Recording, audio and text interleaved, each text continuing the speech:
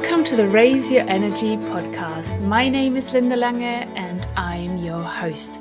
I am so happy that you found your way to this episode. Take it as a sign that you want to learn something particular today. So what I'm going to share with you in the next 20 minutes is meant for you. You are supposed to learn this today to actually apply it as well into your life. So let's look at why it might feel like we are living our life on autopilot and what we can do to take some of that steering power back. Stay tuned.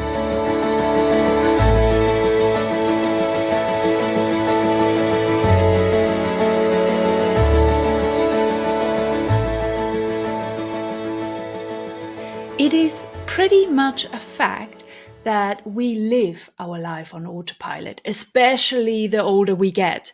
By the time we are 35 years old, 95% of who we are is made out of automated programs based on the memories that we collected, the habits we created, the experience we collected with the emotions that they produce.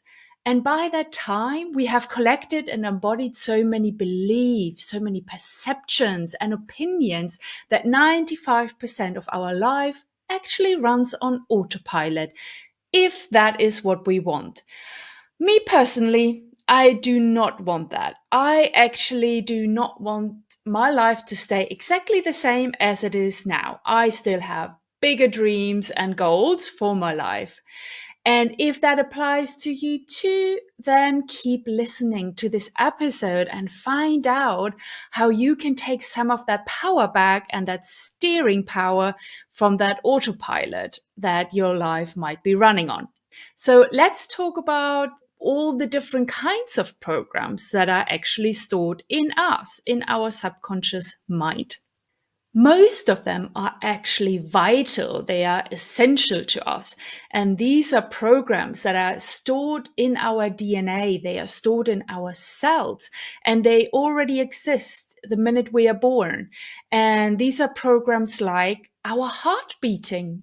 Yes, so the heart beating and pumping the blood all over the body is actually a program that our body just knows how to do it. We don't have to think about it, do we?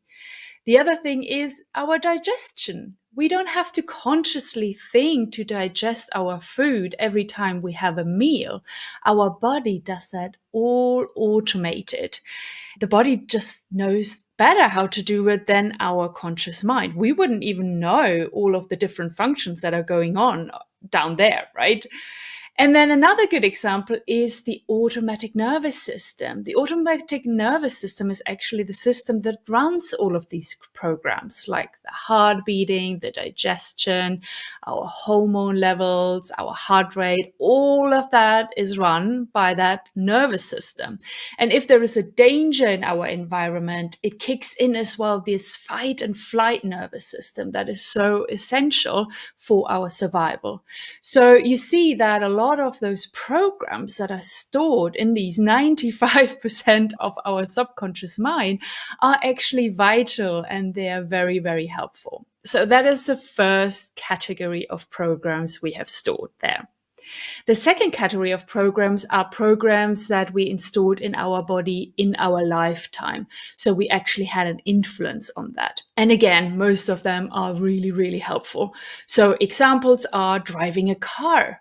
After a few months or years, we do it very automatically, right? You know the moment you're driving down the road for the last 20 minutes and you weren't even there. You have no clue how that just happened. You were completely somewhere else.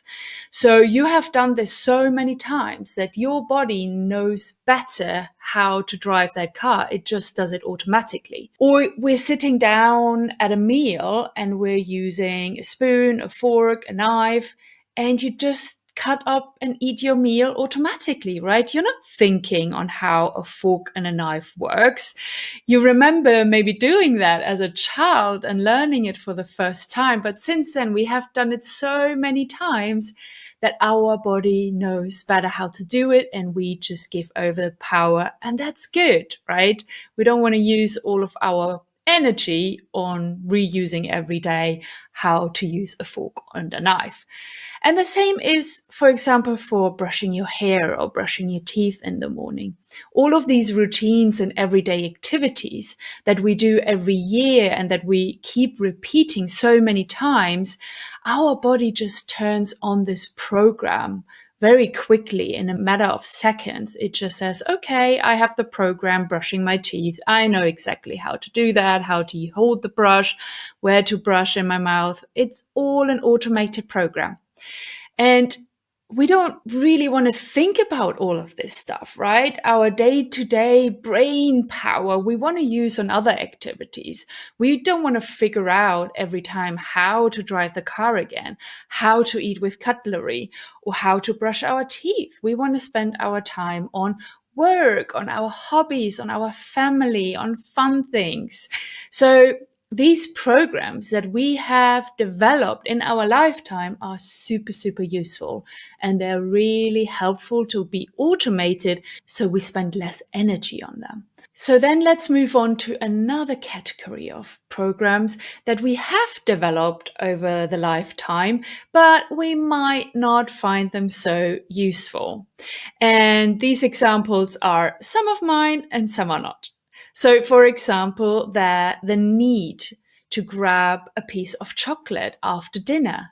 This can be an automated program, right? You have done it so many times to have something sweet after dinner as your dessert that your body now expects it to happen. As soon as you finish dinner, your body clicks on the program of wanting to taste something sweet now and gets a hit of sugar. It's an automated program and the body expects it now. So that's how you have a program inside of you that you might actually not really want, but you have done it so many times that your body is actually driving the show here.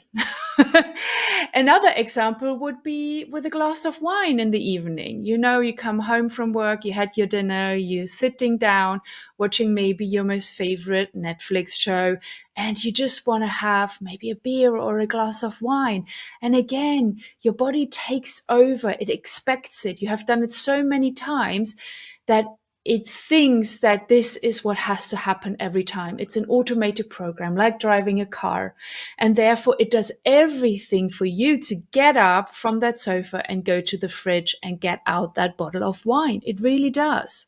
And another example is for us to pick up our phone, literally all the time, picking up the phone and checking it.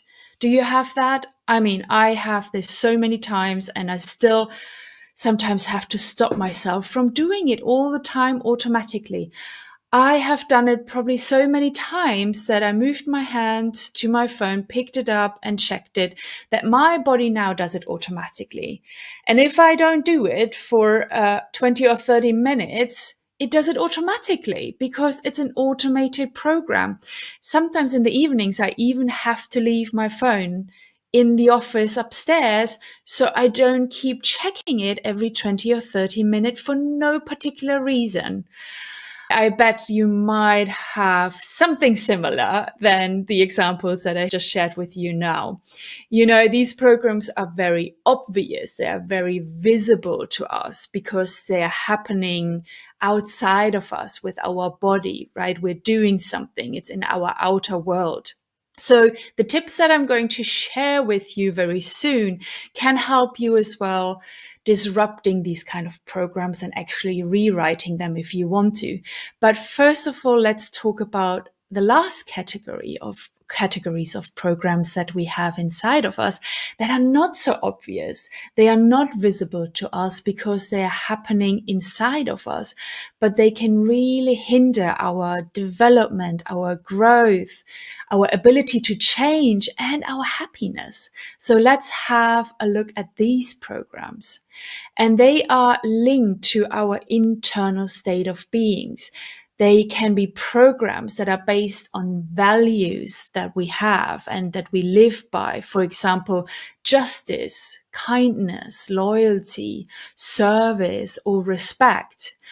Or these programs might be linked to really strong beliefs that we have. For example, I am not good enough, or it's selfish of me to want more, or I'm afraid of trying and failing.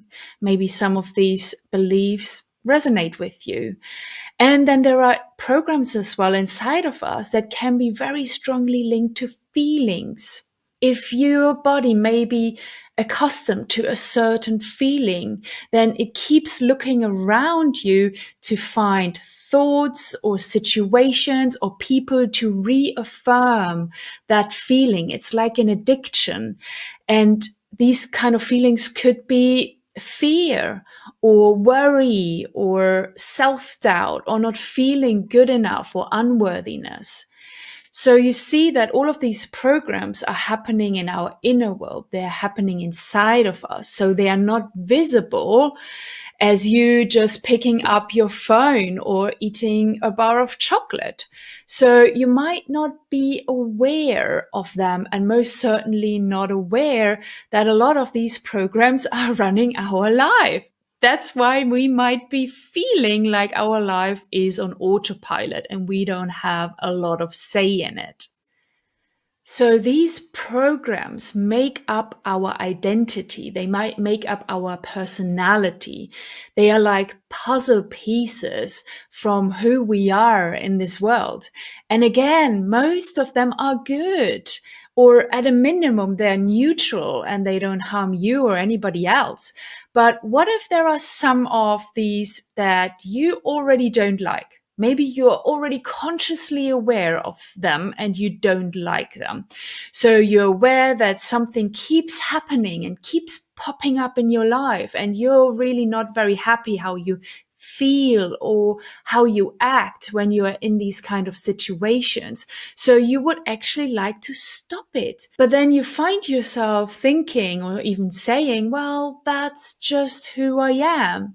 So the good news is that yes, it kind of is who you are. It is part of you, but you can actually change it. Great news, right? So there are, of course, as well programs that you're not aware of. They are much more hidden. And how do we find them? How do we become aware of them? So I actually use my environment to discover these kind of programs that are hindering me or they make me feel not as good. I live my life now much more observant, and I look around me to find things that mirror something back to me, kind of like a message to me. So what do I mean by that? When I live my life and I find a situation that frustrates me or somebody triggers me, then I look at that situation or that person or what is happening to me as a sign. I see it as a message to look inwards and find out, why is this upsetting me? Why is this creating emotions inside of me that are not very nice? And I want to discover that. And if I keep asking myself enough times, maybe it keeps happening and I keep having the opportunity to observe myself. At some point, I will find out what that is. I will either find a thought or a belief or a situation that keeps getting triggered because it happened before in my life and it had some really strong emotions, maybe something traumatic. And it keeps repeating in my life and showing me that mirror, holding up that mirror for me to look at it and actually resolve it, and for me to let it go.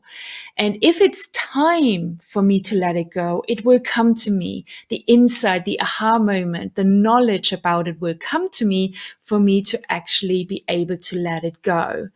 And of course, when that happens, when I become aware, when I become observant, and I finally understand what it is that I actually might want to let go of, or why I keep being triggered, then it's of course up to me to deal with it or not, right? Just because you are suddenly aware of something does not immediately mean that it's resolved or that it just goes away and buggers off. Sometimes the awareness of something is already all you need to do to resolve something or let go of something. But when it comes to, these deeper seated, more emotional, more triggering programs that we really want to let go of because they are quite big and impactful, the awareness in itself is just not enough. We actually have to change. We have to change and rewrite that program. And that's, of course, what we're going to talk about today. So let me give, first of all, an example of something very recently, literally just a few days ago, that I found out, that I put my awareness on. So it's a program around a value that I have, and that value is fairness. My whole life, I have always been a very fair person. I always like to treat people very fairly, and I like to be treated very fairly. So I have been aware of this value, to be honest, for most of my life. But recently, I became more observant of it, and I realized that I use this value too many times, or that it is just too strong. You could say that I'm overusing the value. So let me tell you what actually happened. The program of fairness, it switches on in situations where it really does not need to switch on. That was kind of my insight when I realized what was happening. So my husband was telling me about something happening in the UK due to Brexit, and that some people in the news were trying to give the blame to another country. And at that moment, even though I did not really care about the situation at all, it didn't impact me, my value of fairness program kicked in. And I started observing the thoughts that I had, because I realized that this program was just turning on. And the thoughts I had were, how unfair is that? It's not fair to blame another country. They decided to have Brexit, or how dare them to blame somebody else? So you see, I wasn't involved in that situation. It didn't impact me, but these thoughts started to suddenly run through my head, and I observed them. I'm like, why do I even care? But because I then even had these kind of thoughts, emotions started to happen in my body. I could literally feel them rushing through my body and switching on my stress hormones. And these were feelings of anger, frustration, outrage. And at this moment, I can literally feel my body moving from balance into imbalance, because these are emotions of stress. These are emotions that put you in a state of survival, and they move you from a natural state into an unnatural state, from a balanced state into an unbalanced state. And that's not good for me or my body, right? So when I realized that my value of the fairness program kicks in far too many times in my life, I decided that I wanted to change it.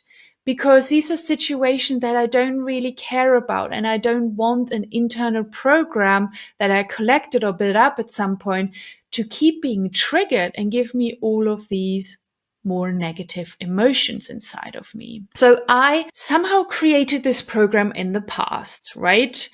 And normally it's a good value. Fairness is a very good value to have.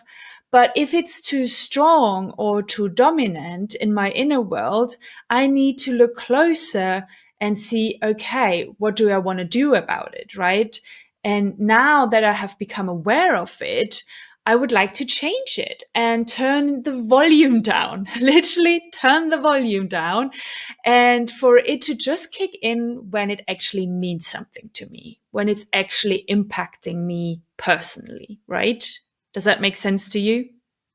So let's talk about what we actually can do. What can we do to become aware of such internal programs, and how can we change them to move from that survival state that these programs are putting us in back into a balance and to a creation state? So the first points we already discussed. We have to become aware of them, right? We have to see the signs. We have to see the messages in our life if we're not yet aware of them. And we want to try to understand them. And how do we understand them? We understand them through observation. And that is our own observation. Yes, some of the observation as well of the situation of what is happening, but the observation has to become more internal. Now that you might be aware of something and you know what is happening, you want to look inside of you and you want to check in with your thoughts. So when this situation happens, what are the thoughts that come? And what kind of thoughts are they? Are they good? Are they neutral? Or are they actually harmful? And then you want to check in with your body about what you're feeling. What are those emotions that you're currently feeling in that situation? And how do you behave? Are you in that situation in a calm manner, or are you reasonable, or are you actually moving to react in a way that you don't really like? So observe yourself and fully understand what is happening. Ask yourself internally, why am I behaving in that way? Why is this triggering me? It's kind of like giving yourself a health check. You can even reason with the situation. You can assess if you want to keep that program or if you want to let go of it. And both are absolutely fine. But most of the times, if we're already in the state of looking at something, becoming aware and observing it, then we have mostly made up our mind already that we don't really want to keep it, right? So now that you're fully aware and you know what is happening, you can start to rewrite that program. So next time this situation happens, you want to have some new thoughts ready to think instead of the old thoughts. So in my example, the thoughts that I was having were how unfair of them, they are not taking responsibility for their own actions or decisions, how dare them. So next time I will observe my fairness program being switched on in a situation where I don't really want it to switch on, I will want to first of all stop the thoughts, and I will probably tell myself internally or maybe even externally, stop it. But then I want to replace those thoughts, because otherwise, if I don't replace them, the old one's going to come back and be in control, right? So I want to have new thoughts ready to think in that situation that help me to get out of it again and rewrite that program. So thoughts that I could have would be, well, everything happens for a reason. Thankfully, this is not my business. And I hope it works out for all the involved parties. These are just kind of my kind of thoughts that I would like to have and that I know will help me. You will need to create your own thoughts for your own situation to understand what can help you to move out of that, what can help you to stop the old thoughts from triggering those old emotions of stress, right? That's what we want to happen. So when I catch myself next time, I can stop those thoughts. I can replace them with more positive thoughts. And then the old emotions will actually quickly disappear if they were already triggered. And actually that happens so quickly that we can consciously, so with our mind, we can most of the times don't even stop those emotions to come up when we start having those thoughts. But the really cool thing is that if you have a negative emotion inside of you and you don't fuel it anymore, you don't feed it anymore with the same kind of thoughts, that emotion will actually disappear in 90 seconds to 2 minutes. That's the length of time that an emotion that is not fueled anymore can stay in your body. And sometimes it can be even quicker. So if you move away from those old thoughts that is fueling those emotions and you replace it with new thoughts, you actually stop these emotions being triggered and fueled, right? They don't have any energy anymore. So then that emotion will actually disappear over the next 2 minutes, and then they are gone. And what happens is that you are back in balance, and that's what we want. So you need to have some new thoughts ready for you to use. When you're in that situation where you're feeling those stress hormones and these emotions coming up, it might be very difficult for you to come up with some really good new thoughts. And what will happen is that, of course, the old thoughts will take over again. So you want to build some new thoughts and actually prepare them. Literally write them down somewhere on your phone, on a piece of paper, and practice them a few times. So you have them ready when it happens next time and you can easily replace them. Think of something that will really work in that situation. This is just personally for you. You're just doing this in your head. You don't need to share it with anybody else. So write them down and practice them and remember them for that situation. And every time you catch yourself in such a situation, you will be able to stop yourself faster and faster. It's kind of like going to the gym and you practice and you get better at something until you actually look back at some point and you realize that situation hasn't happened for a long time, which means you rewrote that program, you implemented a new program, and you actually were able to let go of that old program that you didn't want to have anymore. Amazing, isn't it?